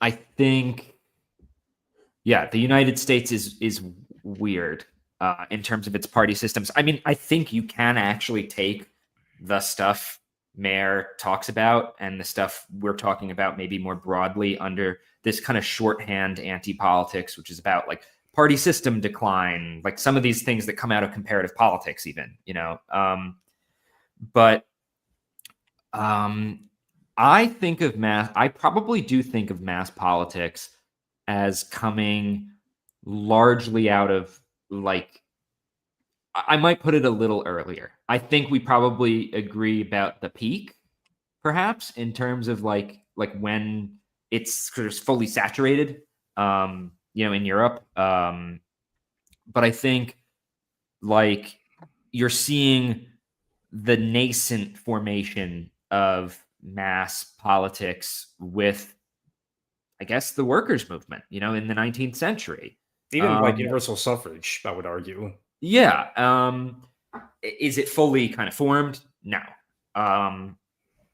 But yeah, I would agree also with the part where you said that it's very brief, right? Mm-hmm. Like the default in capitalism is actually this this mistrust of politics and the kind of view of it as this alienated, separate sphere that we're seeing today. You have this tiny blip of mass political participation, kind of born out of these institutions in some ways that the working class and other, that the working class had sort of established in ways, or that were established to represent, quote unquote, their movements in various ways, or to represent like denominational things like Catholics and Protestants or stuff like that too.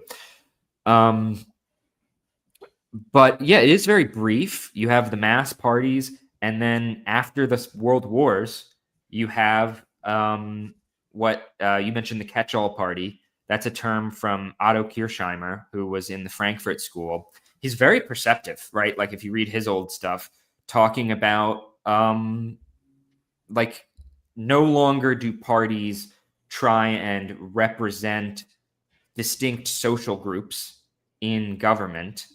Now the parties are part of government, and they go out to, and that's also part of Peter Mayer's cartel parties idea, right? There's a little bit of overlap because the catch-all party developed into the cartel party.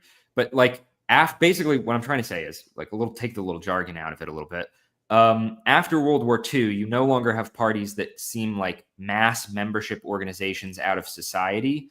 Now they are going wherever they can to different social groups to try and get their votes. They're more appealing to a kind of general will of the public type of thing, which is, of course, an abstraction in a lot of ways.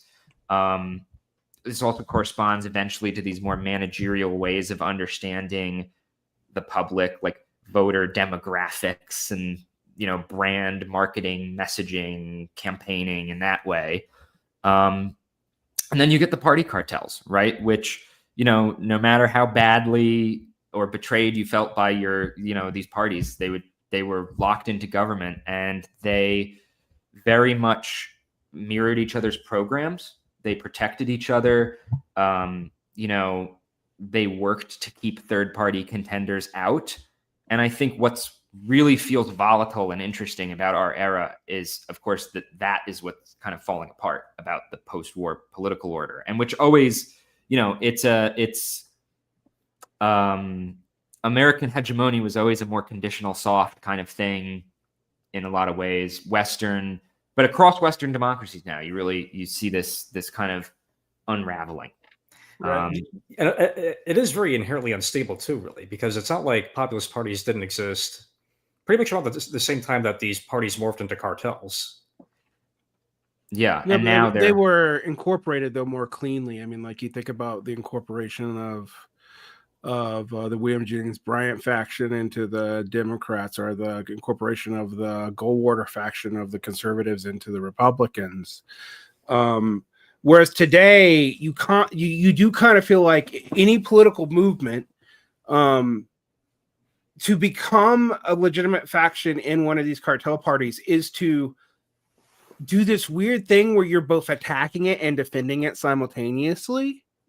Where, like, I used to comment on this with the dirtbag left. I'm like, ironically, they're constantly attacking the Democrats, but they've also gotten people more wedded to the Democrats than, like, pretty much anyone before them.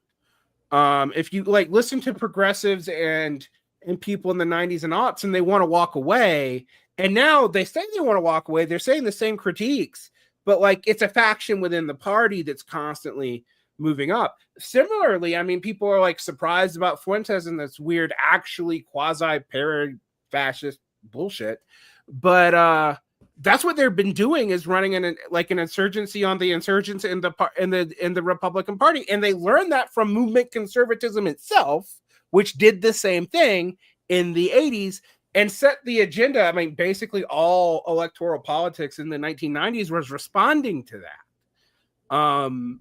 And so it's like, we think of this as new. I mean, Obama, we think of him like the ultimate DNC child, but go back to 2008. He was not. He became that, but he didn't start that way at all. And in fact, people forget original Obama and his appeal. I mean, you can go back and watch the Obama in 2008 was harder on Hillary Clinton than Bernie Sanders in 2016. It had a very technocratic, anti-political bend to it. This is something Joe pointed out to me and showed me some old clips, and I was kind of astonished, right? But some of Obama's original appeal, right, is hard to remember, because I think we all remember second-term Obama, who was still popular in ways and charismatic, but I think diminished from his height pretty substantially. Right. I mean, we have to remember that like right before second-term Obama is when Occupy Wall Street starts as a response to Obama, which, for a lot of leftists, I was like, that's like year one of their political consciousness. So I do think it's hard to remember what 2008 was like and what he was running as, particularly in the primaries. I mean, I also remind people that Bush, who I thought of as a major insurgent candidate, was also ran as like this centrist milquetoast guy in 1999 too, and people forget that. So the outsider, he ran as anti-Washington, basically. Yeah, very few politicians don't run as anti-Washington now. I mean, I do wonder actually, like, how much of that is like what you're saying is probably a relation to. It probably does relate to the breakdown of the parties, actually. And the rise of anti-politics. I haven't. I mean, I'd have to think about the dynamics of it a bit more. It's provocative actually to ask that, but even something like the rise of Goldwater, I think that was even directly relating to something changing in society pretty fast. Mhm. You know, Oh yeah. absolutely. Like it was a sort of political class retrenchment strategy, I think, because the right had to figure out an identity, what its identity will be as the civil rights movement and the '60s in general really coming to a head. I don't think you really have that type of thing now. I guess what the political class is reacting to is it's reacting to anti-politics, but not in a very coherent way, and not in a, I think, and of course, in a more structurally deficient way, because the parties have broken down so much as well. What do you think, Grant? Well, first off, to your theme about everybody's an outsider president now. Everybody since Carter except Bush Sr. and Joe Biden, which is interesting. Both one-term presidents. Both one-term presidents. And I think that's a very interesting thing to observe, right? We have an episode about Carter from back in the day as well. It's a beast. It's a little long, but what was the other thing you were asking me about though? Me or Joe? Joe, it was about you were talking about Goldwater, the reaction to the civil rights movement, and then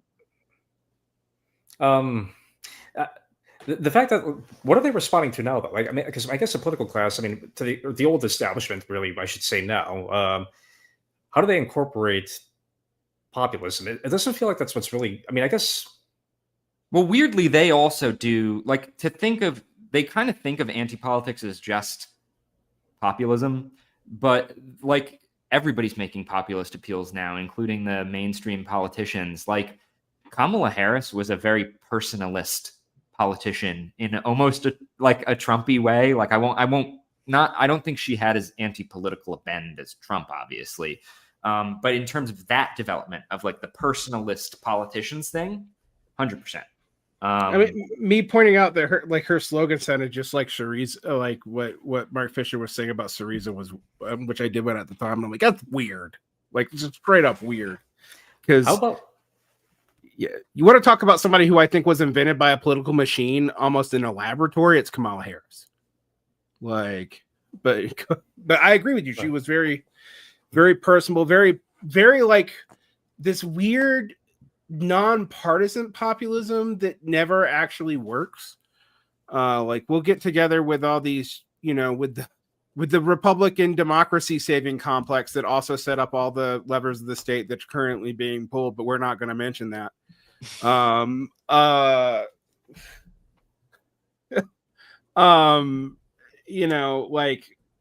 Which even led to weird stuff like I pointed out recently finding a clip of Bernie thanking the Cheneys for their defense of democracy in 2024. And I'm like, well, it would have been necessary if you never did the Patriot Act in the first fucking place. But like, this kind of stuff is like ubiquitous.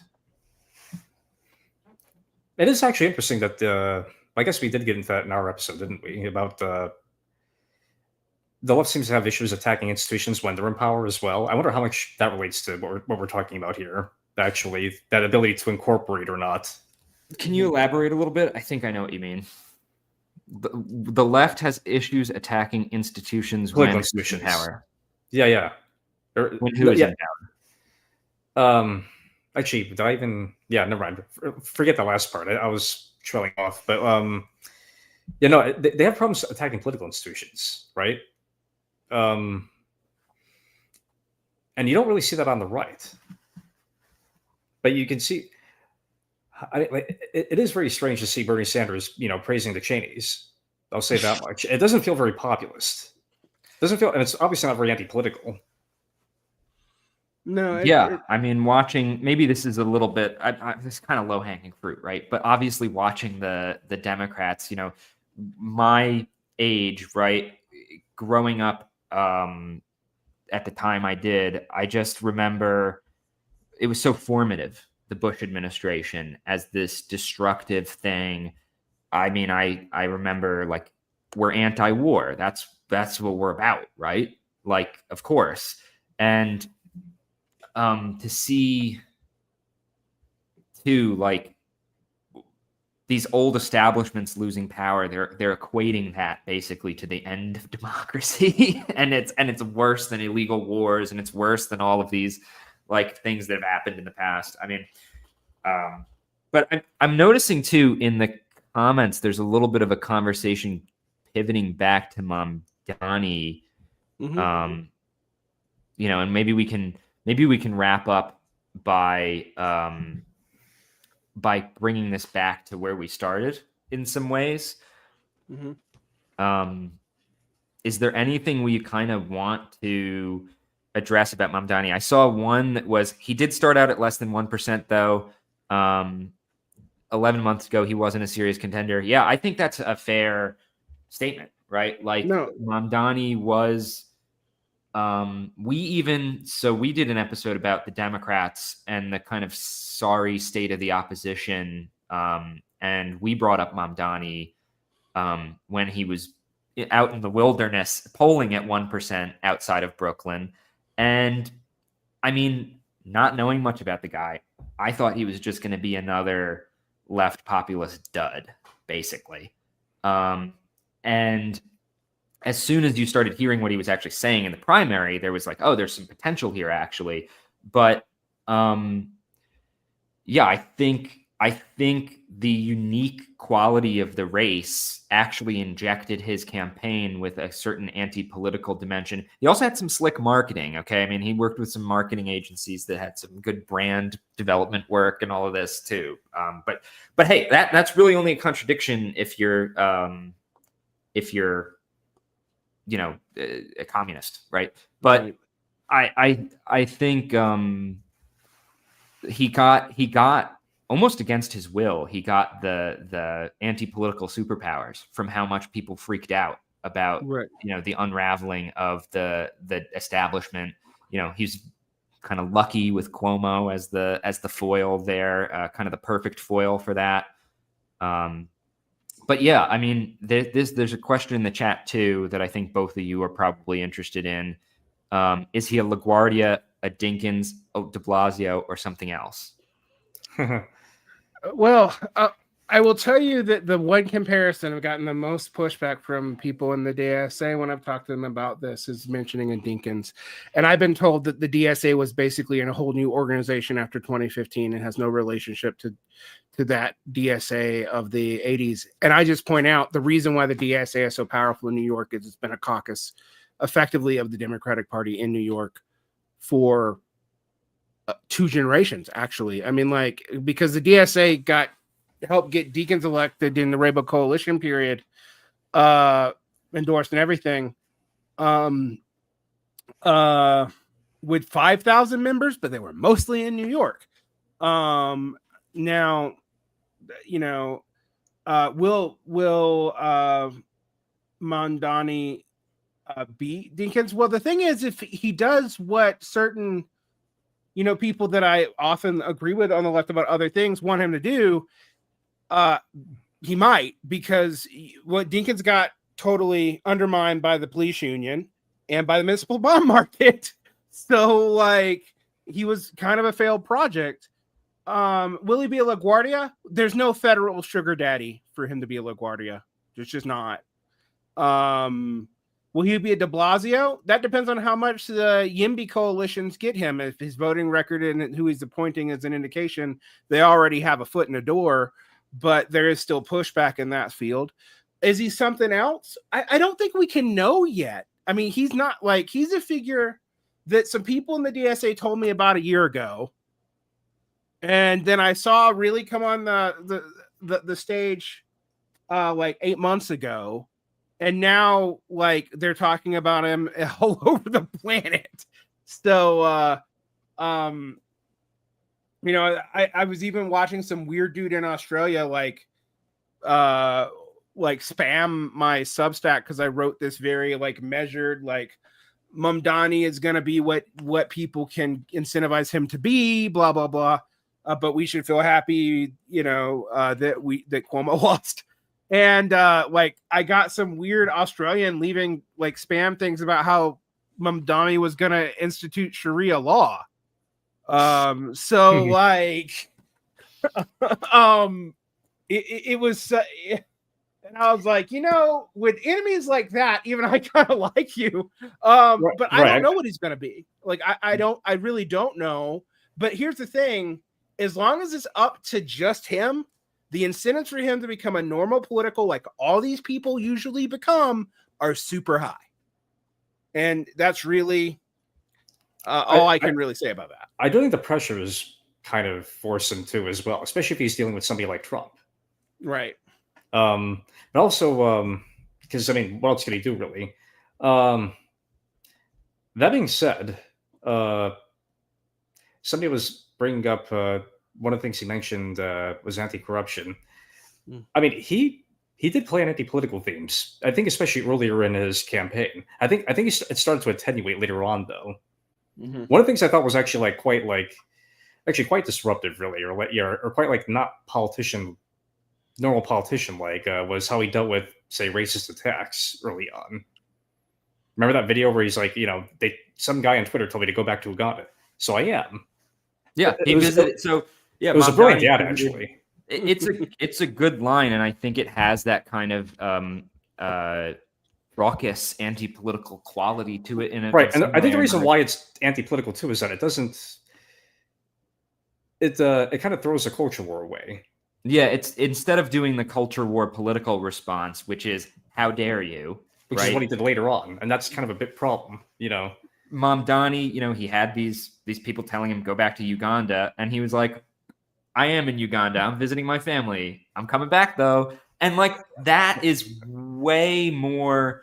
Well, it's also one of the reasons I think it works too is that it avoids pathologizing the public, right? You're not inflating your opponents as representative of the dark forces controlling society, and that like everybody is. Because one of the things about Obama Obama was not an Obama was not an identity politics candidate, right? No. Obama was very confident that America would elect a black president. And I think that was part of his success.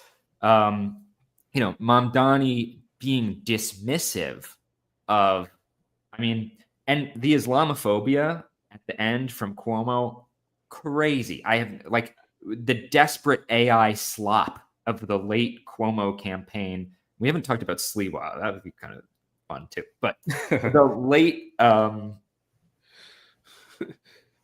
GOP being a spoiler, and but like late Mamdani, and look, I'm not trying to hate on the guy for being offended about Islamophobic remarks, but he did take much more of that conventional politician kind of outrage stooping down to their level, kind of. I don't want to say stooping down to their level, actually. That's not quite the way to put it, but like feeding it or kind of riding off of it. It's hard to explain, but I do think that the I'm going back to Uganda and then I'm coming back and I'm going to win the mayor election is a much more effective or much more anti-political approach to something like that, because, and it's not really about morals or anything like that. I'm just saying from a political strategy standpoint, it makes your opponents look ridiculous. Yeah, it makes them look fragile and weak and petty and desperate. Your power. Right. And that's that was all his charm too, actually, that he was kind of this non-flappable candidate. Obama had the same thing. And the more chill you look, the more crazy your opponents look when they act like that. Right. And that was one of Obama's flaws too, late in his administration, or kind of when he got stuck, he would become more moralistic. Mm-hmm. No, I remember late Obama was very finger waggy. And the other thing I think a lot about when we think about what the Democratic Party learned from Obama is basically let 1,000 Lori Lightfoots bloom. Which weirdly is the wrong lesson to take, because it isn't confident. And if people want to like actually, the thing is though, I mean, we've been talking about I don't want to go on forever and bringing up Trump as an anti-political come political figure is a danger of that. But the thing is, once you're in office, it is hard to maintain an anti-political figure. Why do people both demonize and love Huey Long? It's because you didn't have to deal with what he actually did. Why do people both demonize? Well, they actually didn't demonize. Why does everybody have a fucking weird myth about John F. Kennedy? Because he didn't live that long, and we don't really know what a developed Kennedy administration would have been. Like, I don't think it's a surprise that, like, if you look at QAnon and all the weird shit, but like even on the left and the right, I got the biggest probe I've ever gotten ratioed for on X, or it was back when it was Twitter, was me saying that, hey, when you pretend that JFK was somehow a secret communist and he got killed because he was gonna like end the attacks on the Cubans or something, you're structurally making the same argument as the Birchers, but with a different set of content. I got ratio and I realized, oh, people really have hope in this dude because they didn't have to watch him rule. Right. So, and you know, that's the hard reality with these anti-political figures is like, if they are left to their own devices as basically become retail politicians, of which Mamdani is an excellent one. I mean, like he is one of the, he is like, I do see him as like a Lula. He's going to be one of those out of nowhere real fire, like not even a firebrand, but like stuff will roll off him. But what will people take from it if stuff doesn't happen that they want and they can't incentivize that? That's where a lot of the rubber meets the road. And, you know, I don't know what social forces are going to do that yet. And if they are. Right. So I think that's sort of where I think that ties into what we were saying before, actually, when it came to I think this conceit that you can like build a social movement out of office, and it's never worked that way historically. And I think it does get things top to bottom, or really back to front, right, about understanding the past. Yeah. I also think to some of what Derek is saying, like when anti-politics, you're kind of playing with fire as a political strategy. Anti-politicians who lose their anti-political authority tend to face quite some punishment. Yeah.